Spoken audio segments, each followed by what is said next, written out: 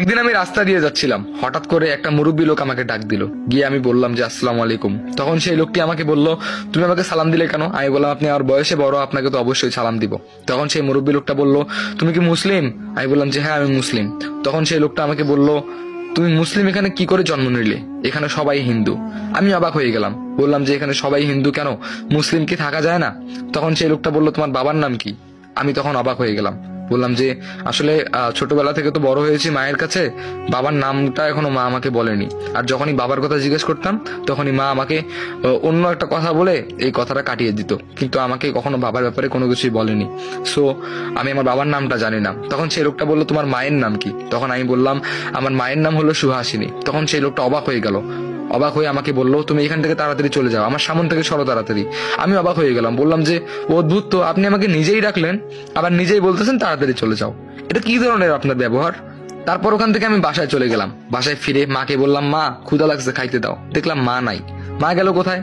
আশেপাশে অনেক মানুষের জিজ্ঞেস করলাম, বললাম যে মা গেল কোথায়? তখন কিছু আন্টি বলল, তোর মা কই যে গেল, এখনো দেখা নাই, যাই হোক একটু পরে হয়তো বা আসবে, বাসায় থাক। আমি বললাম ঠিক আছে। তারপরে আমি বাসায় গিয়ে শুয়ে পড়লাম। 2-3 ঘন্টা পর মা আসলো। মাকে বললাম, মা খাইতে দাও। খাওয়া দাওয়া করলাম। বেশ এরকম করে কয়েকটা দিন কেটে গেল। একদিন আমার মা আমাকে বলল, বাবা তুই বাসায় থাক, আমি 2-3 দিনের জন্য তোর নানু বাসায় যাব, তোর নানু বাসা থেকে আবার ফিরে আসবো, তুই এই 2-3 দিন বাসায় থাকিস, বাইরে কোথাও যাস না। আমি বললাম ঠিক আছে। এই কথা বলে আমিও বাসায় রইলাম, মাও চলে গেল। 2-4 দিন পার হয়ে গেল, মায়ের কোনো খোঁজ নেই। আর এটা আজকালের কথা না, প্রায় অনেক বছর আগের কথা। তখন কিন্তু অ্যান্ড্রয়েড ফোন বা বিভিন্ন রকম ফোন কিচ্ছু ছিল না, যোগাযোগের কোনো মাধ্যম ছিল না, শুধু চিঠি বার্তা ছাড়া। তো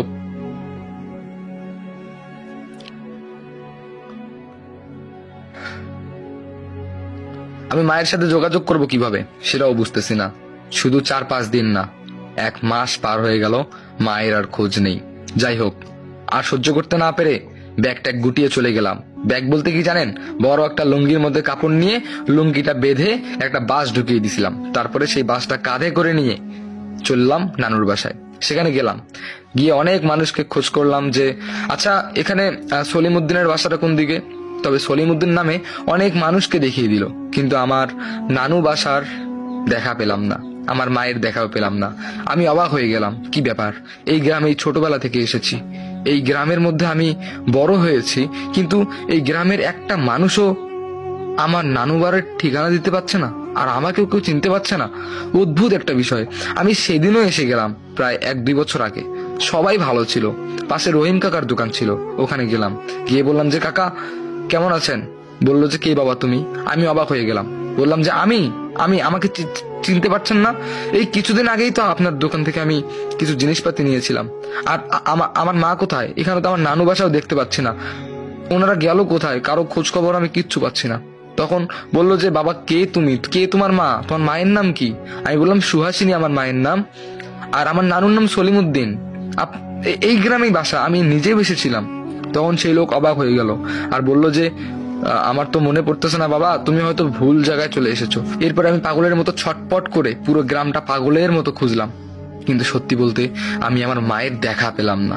আমি ঘুরতে ঘুরতে এক জায়গার মধ্যে বসে পড়লাম, পেটের মধ্যে খাওয়াও নাই, মাথাটা ঘুরে গেল। তারপর আর আমার কিচ্ছু মনে নেই। হঠাৎ করে একটা মেয়ে এসে আমাকে ডাকলো, আমি উঠলাম, উঠে বললাম যে আমি আমি কোথায় আছি? তখন সেই মেয়েটা বলল, কে তুমি, কোথায় এসেছো, তুমি এখানেই ছিলে এই শীতের মধ্যে? আমি বললাম যে হ্যাঁ, আমার তো কিছু মনে নেই, তবে আমি আমার মাকে খুঁজতে এসেছিলাম, তারপর আমার আর কিচ্ছু মনে নেই, আমি আমার মায়ের দেখাও পাইনি। তখন হঠাৎ করে সেই মেয়েটা বললো যে তোমার মাকে খুঁজতে এসেছো মানে তোমার মা কি হারিয়ে গেছে নাকি? আমি বললাম যে হারাবে কেন, এখানে আমার নানুর বাসা, আমি এখানে এসেছি আমার মাকে খোঁজার জন্য। কিন্তু অবাস্তব একটা ঘটনা হচ্ছে যে এখানে কেউ আমার নানুকে চিনতেছে না, আমার নানু বাসা চিনতেছে না, এবং আমার মাকে কেউ চিনতেছে না। এখন আমি কি করব? তখন সে মেয়েটা বলল, তোমার নানুর নাম কি? আমি বললাম যে সলিমউদ্দিন। তারপরে বললো যে তোমার মায়ের নাম? এরপর আমি বললাম যে আমার মায়ের নাম সুহাসিনী, আমার নানুর নাম সলিমউদ্দিন, এই গ্রামেই বাসা। তারপরে সেই মেয়েটাকে আমি সবকিছু খুলে বললাম। মেয়েটা অবাক হয়ে গেল। আমি বললাম যে হ্যালো, কিছু তো বলেন, আপনি কি আমার মাকে চিনেন? হঠাৎ করে সেই মেয়েটা আমার সামনে থেকে উধাও হয়ে যায়। আমি এটা ভেবেই অবাক হচ্ছি মেয়েটা গেল কোথায়। তারপরে পিছন দিকে তাকিয়ে দেখি পিছনে আমার একটা বিশাল বড় একটা সাপ আছে। আমি অবাক হয়ে গেলাম। সামনে একটা বাস দেখতে পেলাম, সেই বাসটা আমি দৌড়ে গিয়ে হাতে নিলাম। হাতে নিয়ে চিন্তা করতেছি এই সাপটাকে আমি মেরে ফেলবো, কারণ এই সাপটাকে যদি আমি না মারি তাহলে সাপটা আমাকে ছোবল দিয়ে দিবে। তারপর আমি বাসটা নিয়ে আস্তে আস্তে সাপটার দিকে আগাচ্ছি। যদি সাপটা আমার কোনো ক্ষতি করে তাহলে আমি সঙ্গে সঙ্গে সাপটাকে মেরে ফেলবো। তারপর আমি ভয়ে কাঁপতেছি, ভয়ে কাঁপতে কাঁপতে আমি সাপটাকে বলতেছি, কিরে তুই আমাকে মারবি, তুই আমাকে ছবল দিবি, আর ছবল দে, তুই আমাকে ছবল দে, আমার মাকে খুঁজে পাচ্ছি না, আমার ফ্যামিলির কাউকে খুঁজে পাচ্ছি না, ছোটবেলা থেকে বাবাকে তো পাইনি, আয় তুই আমাকে ছবল দিয়েই মেরে ফেল। তারপর আমি হাত থেকে বাসটা ফেলে দিয়ে ওখানেই বসে পড়লাম কান্না করতে করতে। আমার আর কিচ্ছু ভালো লাগতেছে না, কেউ নাই, এই সবগুলো মানুষ কেমন যেন অচেনা হয়ে গেছে, কেউ আমাকে চিনতেছে না।